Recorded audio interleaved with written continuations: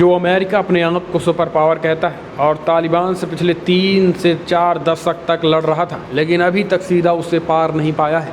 पाकिस्तान तालिबान को अपने कब्जे में होने का दावा करता है, लेकिन आपको बता दें इस वक्त की जो बड़ी अपडेट निकल के आ रही है उससे अमेरिका ही नहीं बल्कि पाकिस्तान का माथा पूरी तरीके से भन आया है।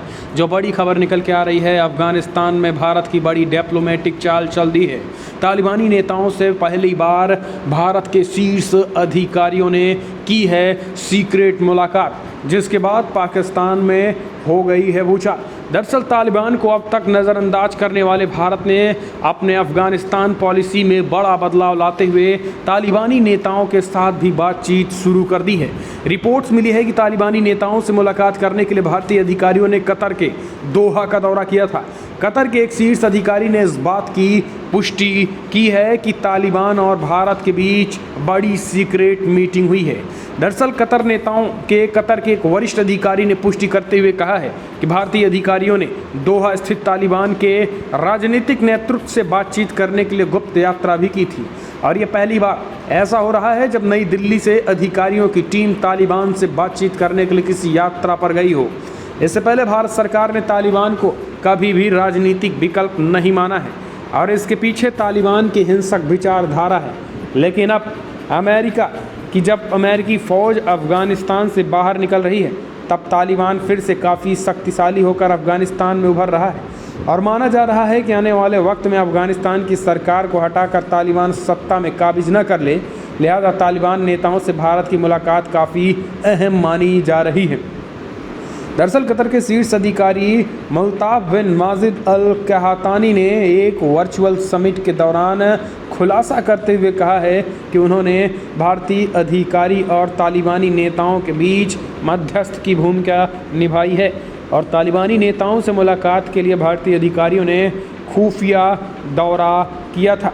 लेकिन उन्होंने ये भी कहा है कि सभी देशों का यही मानना नहीं है कि अफ़गानिस्तान से अमेरिकी फ़ौज की वापसी के बाद तालिबान की राज्य होगा।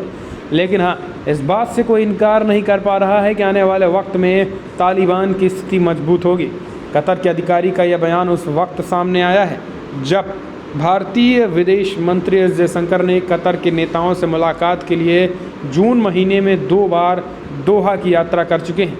भारतीय विदेश मंत्री ने दोहा दौरे के दौरान कतर के विदेश मंत्री, राष्ट्रीय सुरक्षा सलाहकार और अफगान वार्ता पर अमेरिका के विशेष दूत जलमा खालिदान से मुलाकात की है। विदेश मंत्रालय ने फिलहाल अभी तक इस बात की पुष्टि नहीं की है कि किसी तालिबानी नेताओं से भारत ने मुलाकात की है।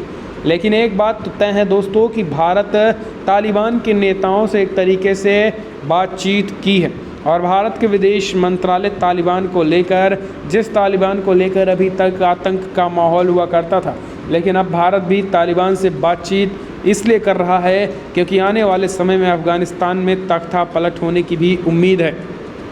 ऐसे में अमेरिकी सैनिक जब तालिबान से यानी अफ़गान से हटेंगे तो जाहिर सी बात है कि तालिबान शक्तिशाली होगा और सीधा इसका फ़ायदा पाकिस्तान ना उठा ले।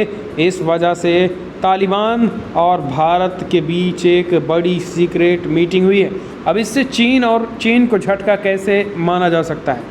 दरअसल वो इसे पाकिस्तान के लिए बड़ा झटका इसलिए माना जा रहा है क्योंकि जो पाकिस्तान और इमरान खान तालिबान को अपने अंडर में होने की बात कह रहे थे, तालिबान के साथ अच्छी डील होने की बात करते थे, तालिबान को एक तरीके से अफ़गानिस्तान का मुखिया बताते थे।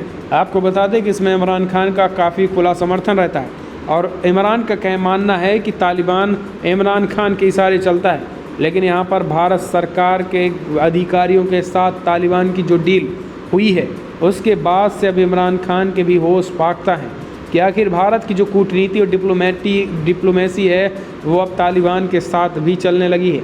ऐसे में इमरान खान अब वहाँ से भी साइडलाइन होता दिखाई दे रहा है और इमरान खान की वो चाल भी पूरी तरीके से फेल पड़ेगी आने वाले समय में, जिसमें तालिबान को लेकर एक तरीके से भारत के खिलाफ तालिबान को भड़काने का कोशिश कर सकता था इमरान खान। कश्मीर के मुद्दे पे दोस्तों दुनिया भर के आतंकियों को जम्मू कश्मीर के इलाकों में लाकर इमरान खान खड़ा कर दिया है कि भारतीय सेनाओं से मुकाबला करे।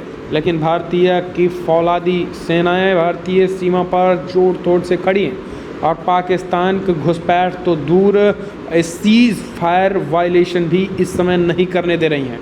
पिछले 1-2 महीने से सीज़ फायर का उल्लंघन करने की भी पाकिस्तान की हिमाकत नहीं हुई है, क्योंकि भारतीय सेनाएं जिस तरीके से एक गोली के बदला 10 गोला देकर निकालती हैं, उससे इमरान खान भी अब पूरी तरीके से सरेंडर हो गया है। लेकिन अब पाकिस्तान को लग रहा है कि फ़िलहाल अकेले पाकिस्तान सीमा पर भारत का मुकाबला नहीं कर सकता है, इसलिए चाइना के साथ कभी युद्धाभ्यास करता है तो कभी आतंकियों को सहारा लेता है। और यही कारण है कि उन्हीं आतंकियों का सबसे बड़ा सहारा तालिबान से इमरान खान लेने की फिराक में था। लेकिन भारतीय अधिकारियों ने उस इमरान खान के मंसूबों को पूरी तरीके से नाकामयाब कर दिया और पानी फेर दिया उनके मंसूबों को, और तालिबान के अधिकारियों संग सीक्रेट डील करके अपने राय और अपनी इच्छा भारत सरकार ने भी जाहिर कर दिया है, जिससे जाहिर सी बात है कि आने वाले समय में तालिबानी भी सरेंडर होते नज़र आएंगे। और तालिबान के नेताओं और आतंकियों को भी एक तरीके से जो आला कमान होते हैं तालिबान के, उनको भी भारत से टकराने में 100 बार सोचना होगा। तो ये बड़ी खबर निकल के आ रही है। तालिबान संग सीक्रेट डील के बाद पाकिस्तान में भूचाल आया है। इस बीच एक और बड़ी अपडेट निकल के आ रही है। यूएस वायुसेना का एक अलर्ट आया है। भारत ने एलएसी पर शी जिनपिंग को बुरी तरीके से चौंका दिया है। आने वाला वक्त और भी खतरनाक हो सकता है। दरअसल पिछले साल जून में भारत और चीन के सैनिकों के बीच गालवान घाटी में हिंसक झड़प हुई थी और फिर विश्व के 2 बड़ी शक्तियों के टकराव में दोनों देशों को जान का नुकसान उठाना पड़ा था। लेकिन पिछले साल के जून के बाद चीन की पीपल्स लिबरेशन आर्मी ने एलएसी पे काफ़ी तेज़ी से अपनी सक्रियता बढ़ा दी है और एलएसी पर चीन की तरफ से विध्वंस हथियारों के साथ हजारों सैनिकों को तैनात कर दिया है। वहीं एलएसी पर अपनी सीमा में चीन लगातार युद्धाभ्यास भी कर रहा है। पिछले 15 जून में हुए भारतीय सेना में संघर्ष में पीएलए ने 4 जवानों को मार दिया। ये तो एक बात हुई, लेकिन अब जो अमेरिका ने अलर्ट जारी किया है वो ये है कि जिस तेज़ी के साथ भारत सीमाई इलाकों में कंस्ट्रक्शन का काम कर रहा है, उससे चीन को मुसीबतों का सामना करना पड़ सकता है। भारत को लेकर जिस तरीके से भारत मैन्युफैक्चरिंग कर रहा है, इसके साथ ही आने वाले समय में अगर बात करें तो मैसाचुसेट्स इंस्टीट्यूट एंड टेक्नोलॉजी से सिक्योरिटी स्टडी प्रोग्राम के डायरेक्टर एम टेलर फ्रॉवेल ने पीएलए की प्योंगयांग से हटने को लेकर कहते हैं कि ऐसा लगता है कि चीन बहुत सोचने के बाद पीछे हटा है। चीन देख रहा है कि भारत के साथ उसका तनाव काफ़ी ज़्यादा बढ़ चुका है। सैन्य गतिरोध चरम पर है, जिसका खामियाजा उसे राजनीतिक स्तर पर भी उठाना होगा। इसकी वजह से चीन अपनी सेनाओं को पीछे सिर्फ प्योंगयांग के बाहर लिया है, जबकि चीन ने अपने ऊपर पड़ने वाले भारी अंतर्राष्ट्रीय दबाव को अपने देश में इस तरीके के इस प्रोजेक्ट को करना शुरू किया है कि पूरी दुनिया चीन के विकास कार्यक्रम से जल रही है। लेकिन ऐसा नहीं है। आपको बता दें कि चीन को अब पूरी तरीके से पछताना ही होगा भारत से टकरा कर। ये हम नहीं, अमेरिकी रिपोर्ट में दावा किया गया है।